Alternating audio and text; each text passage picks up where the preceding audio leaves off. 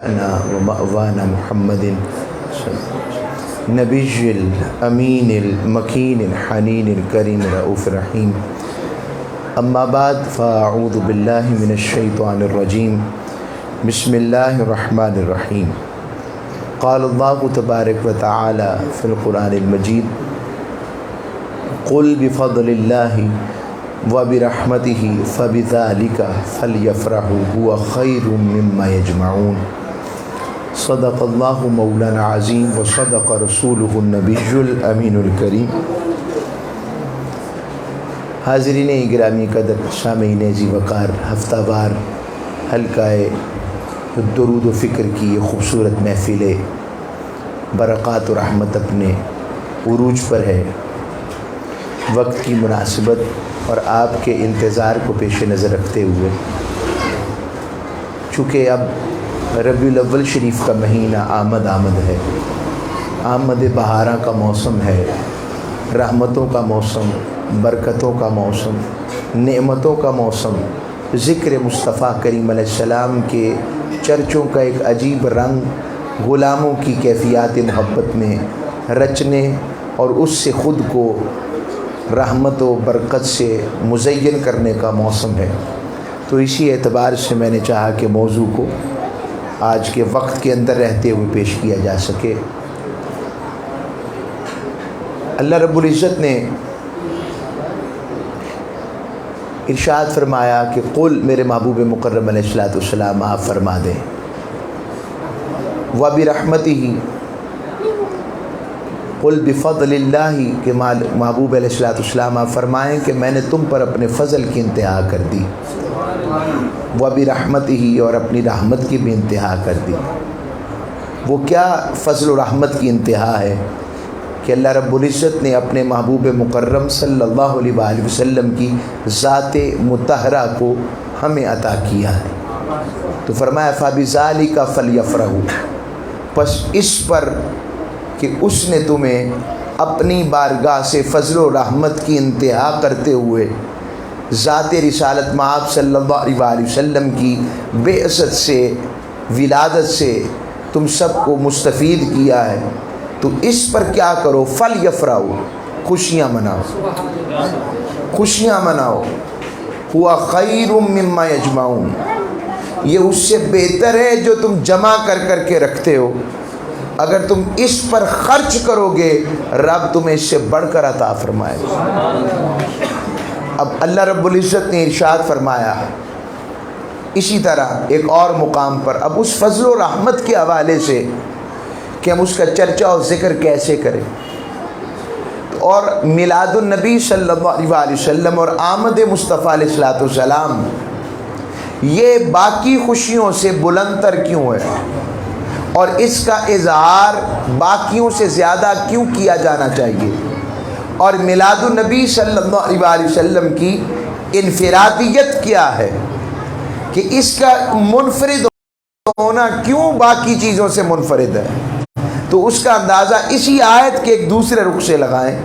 اللہ رب العزت نے ارشاد فرمایا ان اللہ لا يحب الفرحین، اللہ رب العزت حد سے زیادہ خوشی منانے والوں کو پسند نہیں فرماتا، مگر جب اپنے محبوب علیہ السلام کی بات آئی تو طریقہ کاری بدل کر کہا کہ وہ بات حدود میں رہنے والوں کے طریقہ کار کے ذاتی زندگی کی تھی، مگر جب محبوب کی بات آ جائے تو اس فضل و رحمت پر کہ کوئی کسی کو اپنا محبوب و حبیب نہیں دیتا، میں نے تمہیں اپنا محبوب اور حبیب عطا فرمایا ہے، اس بنیاد پر فَلْيَفْرَحُوا، تم پر یہ بات ہے کہ تم میرے محبوب کے آمد کے فضل و رحمت کی خوشی کو خوشیاں سمجھ کر مناؤ، سیلیبریٹ کرو، ہوا خیر مما یجمعون، تو وہ تمہارے لیے بہتر ہے جو تم جمع کر کر کے رکھتے ہو۔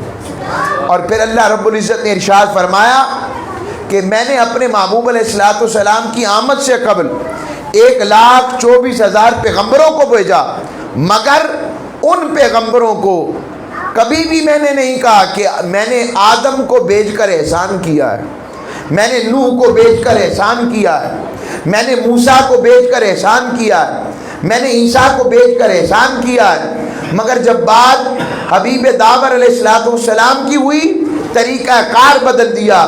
سورہ آل عمران میں ارشاد فرمایا لقد من اللہ علی المؤمنین اذ بعث فیہم رسولا. لوگوں میں نے تم پر احسان نہیں کیا کہ تم میں اپنے مصطفیٰ کو بھیج دیا ہے. یعنی اللہ رب العزت نے اس احسان کو جتایا ہے اور احسان کو بیان کیا، اس احسان کا ذکر کیا ہے، اس احسان کا چرچا کیا، اس احسان کے ذکر کو کر کے ہمیں باور کروایا ہے کہ جسے بھیج رہا ہوں وہ کوئی عام نہیں ہے، میرے خاصوں میں بھی سب سے خاص ہے. اگر حسینوں کی بات کریں تو اس جیسا حسین کوئی نہیں، جمیلوں کی بات کریں اس جیسا جمیل کوئی نہیں، اخلاق کی بات کریں اس جیسا خلق کسی کا نہیں، کردار کی بات کریں اس جیسا کردار کسی کا نہیں، صدق کی بات کریں اس جیسا صادق کوئی نہیں، امین کی بات کریں اس جیسا امانت دار کوئی نہیں، رحمت کی بات کریں تو اس جیسا رحمت للعالمین کوئی نہیں، کریم کی بات کریں اس جیسا کرم کرنے والا کوئی نہیں، ارے رؤوف کی بات کریں اس جیسا میں نے کوئی رؤوف نہیں بنایا، رحیم کی بات کریں اس جیسا کوئی رحیم نہیں بنایا. اور اگر بندگی کی انتہا دیکھنی ہو تو وہ احمد ہے، اور اگر محبوبیت کی انتہا دیکھنی ہو تو وہ محمد مصطفیٰ ہے. اب خوشیاں منانے کے 3 سے 4 طریقے ہیں.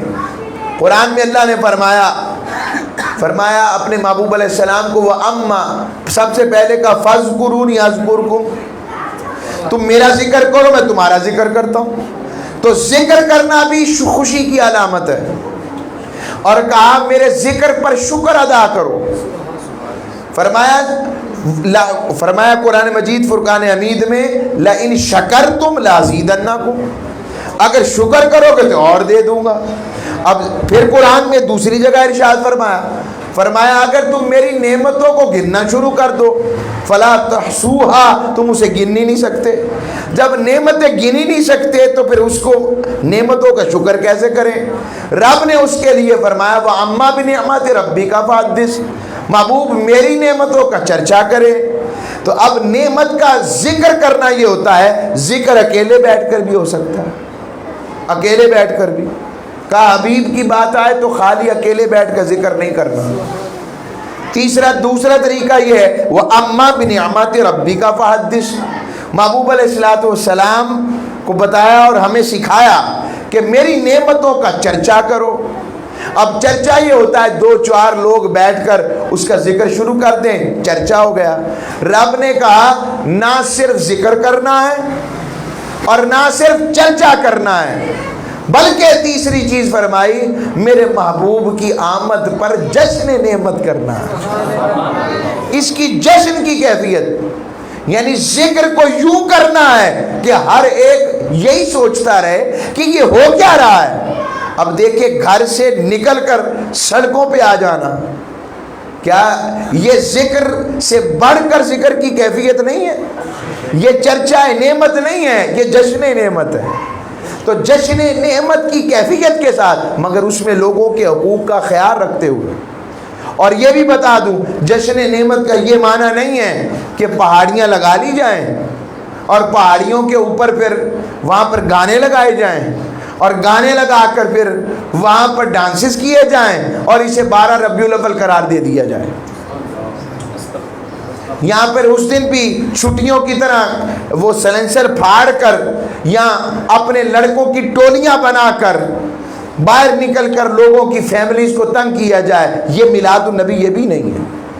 حضور کی آمد سے رحمت کا تصور ابھرا تھا، حضور کی آمد سے محروم کو حقوق ملے تھے، حضور کی آمد سے یتیم کو حق ملا تھا، حضور کی آمد سے بیواؤں کو حقوق ملے تھے، حضور کی آمد سے بیٹی کو رحمت قرار دیا گیا تھا، حضور کی آمد سے ماں کے قدموں تلے جنت قرار دی گئی تھی، حضور کی آمد سے باپ کی رضا کو رب کی رضا قرار دیا گیا تھا، حضور کی آمد سے بدخلقی کو منع کیا گیا تھا، حضور کی آمد سے سچ کو پروان چڑھایا گیا تھا، حضور کی آمد سے رب باری تعالیٰ نے کائنات کو امن و رحمت سے بھر دیا تھا.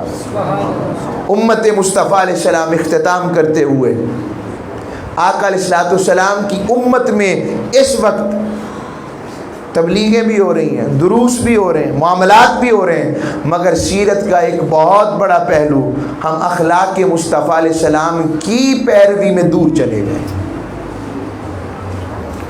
اور اس میں ہمارے اندر ادب کا پہلو کمزور ہو گیا۔ یہ آقا علیہ السلام کی سیرت کا وہ پہلو ہے جس کو اختیار کر کے ہی آقا علیہ السلام نے اپنے دشمنوں کو بھی اپنا غلام بنا لیا۔ آئیں، میں اب واقعات کی صورت میں جانے کا متحمل نہیں ہوں، بس ہاں ایک ذہن میں ایک بات، دو چیزیں ذہن میں آ گئیں، بس اس پر ختم کرتا ہوں۔ آقا علیہ السلام تشریف فرما ہے، مدینہ طیبہ کی باندی آئی ہے، حدیث میں باندی آ کر سرکار سے کہنے لگی میں نے کھانا کھانا ہے۔ حضور کھانا کھا رہے تھے، خلق مصطفیٰ کا عالم ہے۔ آپ صرف نبوت اور رسالت اور دنیاوی طور پر نبوت اور رسالت سے بڑا تو منصب کوئی نہیں، اس کے ساتھ حکمران مدینہ بھی ہیں۔ کھانا کھا رہے، کہنے لگی مجھے کھانا دیں۔ حضور نے اپنا کھانا اسے پیش کر دیا، کھانا پیش کیا، کہنے لگی میں یہ کھانا نہیں کھانے چاہتی، میں تو وہ لقمہ لینا چاہتی ہوں جو اس وقت آپ کے دہن اقدس کے اندر۔ حضور نے اپنا لعاب دہن سے معمور لقمہ اسے عطا کر دیا۔ جیسے ہی اس نے لقمہ کھایا، وہ کہتے مدینے میں اتنی حیادار مشہور نہیں تھی، پھر جیسے حضور کے لعاب دہن والا لقمہ اندر گیا، اس سے بڑھ کر کوئی حیادار نہیں تھا۔ آقا علیہ السلام نے مدینے سے باہر ایک شخص سے سودا کیا، اونٹ کا سودا کیا، اونٹ کا سودا کر کے سرکار اونٹ لے کے مدینے میں چلے گئے۔ قافلہ باہر کھڑا ہے تو قافلے والا دوسرے کو کہتا ہے یار تم اسے جانتے ہو، انہیں پہچانتے ہو؟ تم نے پیسے بھی نہیں پکڑے، کوئی بیانہ بھی نہیں پکڑا، اور تم نے اونٹ بھی دے دیا۔ اب وہ کہنے لگا یار ان کی شخصیت ہی ایسی تھی، تو مجھے لگتا ہے کہ اس کے ذہن میں بس فکر آ گئی کہ وہ کیا بنے گا۔ اتنے میں اس کی زوجہ نے اسے بلایا اور کہا میں جس چہرے کو دیکھ رہی تھی، میں نے کائنات میں ایسا حسین چہرہ اس سے پہلے نہیں دیکھا، اور مجھے یقین ہے ایسا چہرے والا جھوٹ نہیں بول سکتا۔ آج ہم بھی حضور کے امتی ہونے کے ناطے دیکھیں ہم میں یہ کتنی فکر موجود ہے، ہم میں یہ کتنا خلق موجود ہے۔ ہم اپنے کاروبار میں، مال میں کام کرتے ہوئے کتنا خیال رکھتے ہیں اس چیز کا، منافع لیتے یا دیتے ہوئے کتنا خیال رکھتے ہیں۔ اگر ایسا نہیں ہے اور سب کچھ ٹھیک ہے تو پھر ہمارے معاشرے میں محرومی کیسی ہے، کمزوری کیسی ہے؟ رمضان آ جائے تو چور بازاری کیسی ہے؟ گوشت کا پتہ لگ جائے تو گوشت کے ریٹ بڑھانے والے کون ہیں؟ چینی کی بات ہو جائے تو چینی کا ریٹ بڑھانے والا کون ہے؟ ہاسپٹل میں آکسیجن کی بات آ جائے کہ آکسیجن کا استعمال کورونا کے مریضوں کے لیے بڑھ رہا ہے تو آکسیجن کا ریٹ بڑھانے والا کون ہے؟ پتہ لگے کہ دوائی لائف سیونگ ڈرگ بن گئی ہے، اس کے ریٹ لمحوں میں بڑھانے والے کون ہیں؟ یہ ساری باتیں سمجھنے والی۔ استاد کو پتہ لگ جائے کہ اب پیپر ٹائٹ آ گیا تو نقل کروانے والے کون ہیں؟ شاگرد، یہ ساری باتیں غور کرنے والی ہیں۔ عالم کو پتہ لگ گیا طلاق کا مسئلہ امیر کا آ گیا تو بدل کیوں گیا؟ غریب کے لیے تو طلاق کا مسئلہ ویسے آ جائے، اور کوئی امیر پیسے والا آئے تو اس کے لیے طلاق کا مسئلہ الا ماشاءاللہ سارے ایک جیسے بولی ہے نا، نہیں ہے۔ علم کے نام کے اوپر لوگوں کو لوٹنا کیسا؟ یہ ساری باتیں سوچنے والی ہیں۔ حضور کا میلاد منانے کے ساتھ ہمیں اپنی زندگیوں کو سمجھنا بھی ہے اور حضور سے مزین کرنا ہے، تاکہ قبر و حشر میں سب سے بڑی گواہی حضور علیہ السلام کی بارگاہ کے بعد امت دے۔ جب جنازہ اٹھتا ہے نا، بڑے بڑے سچ باہر آ جاتے ہیں۔ جب لوگوں نے کہہ دیا اچھا بندہ تھا، منجد گاک ہم لوگ اپنے چارپائی یعنی جنازے کے گاہ اکٹھے نہیں کرتے.